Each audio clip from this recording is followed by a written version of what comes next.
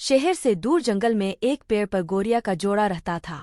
उनके नाम थे चीकू और चिनमिन। दोनों बहुत खुश रहते थे। सुबह सवेरे दोनों दाना चुगने के लिए निकल जाते। शाम होने पर अपने घोंसले में लौट जाते। कुछ समय बाद चिनमिन ने अंडे दिए। चीकू और चिनमिन की खुशी का ठिकाना नहीं रहा। दानों ही बड़ी बेसब्री से अपने बच्चों के अंडों से बाहर निकलने का इंतजार करने लगे। अब चिनमिन अंडों को सेती थी और चीकू अकेला ही दाना चुनने के लिए जाता था। एक दिन एक हाथी धूप से बचने के लिए पेड़ के नीचे आ बैठा। मदमस्त होकर वह अपनी सूंड से उस पेड़ को हिलाने लगा। हिलाने से पेड़ की वह डाली टूट गई जिस पर चीकू और चिनमिन का घोंसला था। इस तरह घोंसले में रखे अंडे टूट गए। अपने टूटे अंडों को देखकर चिनमिन जोरों से रोने लगी। उसके रोने की आवाज सुनकर चीकू और चिनमिन का दोस्त भोलू उसके पास आए और रोने का कारण पूछने। चिनमिन से सारी बात सुनकर उन्हें बहुत दुख हुआ। फिर दोनों को धीरज बंधाते हुए भोलू बोला, अब रोने से क्या फायदा, जो होना था सो हो चुका। चीकू बोला, भोलू भाई, बात तो तुम ठीक कर रहे हो, परंतु इस दुष्ट हाथी ने घमंड में आकर हमारे बच्चों की जान ले ली है। इसको तो इसका दंड मिलना ही चाहिए। यदि तुम हमारे सच्चे दोस्त हो तो उसको मारने में हमारी मदद करो।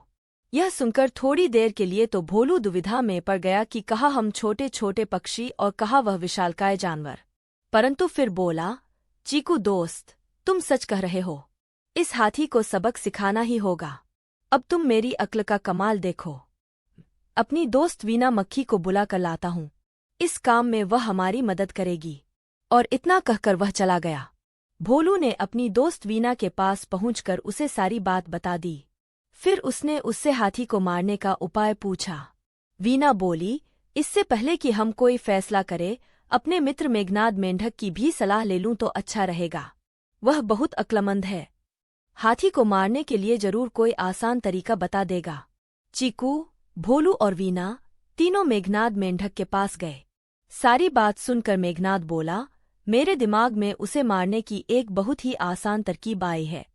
वीना बहन, सबसे पहले दोपहर के समय तुम हाथी के पास जाकर मधुर स्वर में एक कान में गुंजन करना। उसे सुनकर वह आनंद से अपनी आंखें बंद कर लेगा। उसी समय भोलू अपनी तीखी चोंच से उसकी दोनों आंखें फोड़ देगा। इस प्रकार अंधा होकर वह इधर उधर भटकेगा। थोड़ी देर बाद उसको प्यास लगेगी, तब मैं खाई के पास जाकर अपने परिवार सहित जोर जोर से टटर की आवाज करने लगूंगा। हाथी समझेगा कि यह आवाज तालाब से आ रही है। वह आवाज की तरफ बढ़ते बढ़ते खाई के पास आएगा और उसमें जा गिरेगा और खाई में पड़ा पड़ा ही मर जाएगा। सबको मेघनाद की सलाह बहुत पसंद आई। जैसा उसने कहा था, वीना और भोलू ने वैसा ही किया। इस तरह छोटे छोटे जीवों ने मिलकर अपनी अक्ल से हाथी जैसे बड़े जीव को मार गिराया और फिर से प्यार से रहने लगे।